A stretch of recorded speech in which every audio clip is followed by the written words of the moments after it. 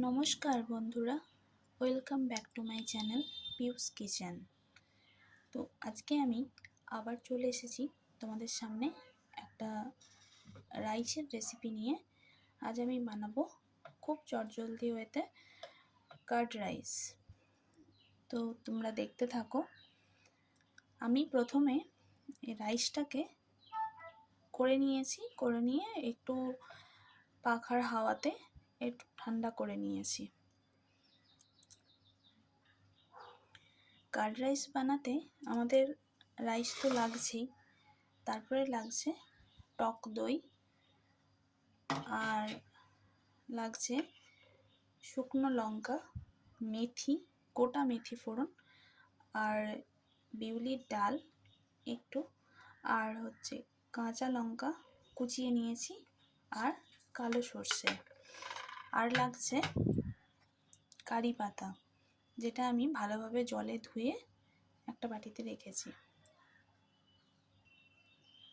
প্রথমে আমি রাইসটার মধ্যে এই কার্ডটা মিশিয়ে দেব, মানে টক দইটা মিশিয়ে দেব। এবারে আমি এর মধ্যে কিছুটা ব্ল্যাক সল্ট মিশিয়ে দিচ্ছি। সেটা তোমরা তোমাদের টেস্ট অনুযায়ী দিও, অবশ্যই ব্ল্যাক সল্ট দিও, দিলে টেস্টটা একটু বেটার হয়।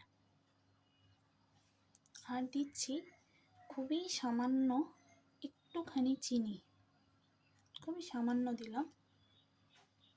এবার আমি এই টক দই আর রাইসটাকে ভালোভাবে মিক্সড করে নেব। ভালোভাবে মিক্সড করা হয়ে গেছে আমার। এটা দেখো, এই দেখো গ্যাসের মধ্যে আমি একটা কড়াই বসিয়ে দিয়েছি, মানে ফ্রাইং প্যান বসিয়ে দিয়েছি। এর মধ্যে আমি 1 চামচ মতো তেলও দিয়ে দিয়েছি। এবার আমি একে একে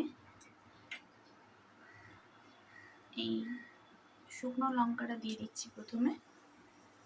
এটা একটু ফ্রাই হয়ে যাবে। এরপরে আমি এই মেথিটা দিয়ে দিচ্ছি।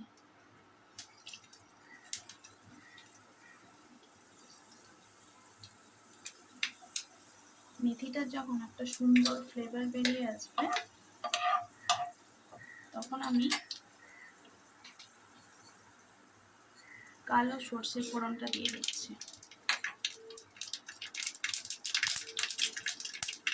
এবার আমি কাঁচা লঙ্কা, বিউলির ডালটা দিয়ে দিলাম। সবশেষে কারি পাতাটা দিয়ে দিচ্ছি। দেখো কারি পাতাটা আমার ভালোভাবে ফ্রাই করা হয়ে গেছে। এবার আমি গ্যাসের ফ্লেমটা অফ করে দিচ্ছি। এবার আমি এই তড়কাটাকে এটা আমি রাইসের মধ্যে দিয়ে দেব। এবার দেখো এই তড়কাটা যেটা আমি বানিয়েছিলাম সেটা আমি রাইসের মধ্যে দিয়ে দিয়েছি। এবার এটাকে খুব ভালোভাবে মিক্স করে নেব।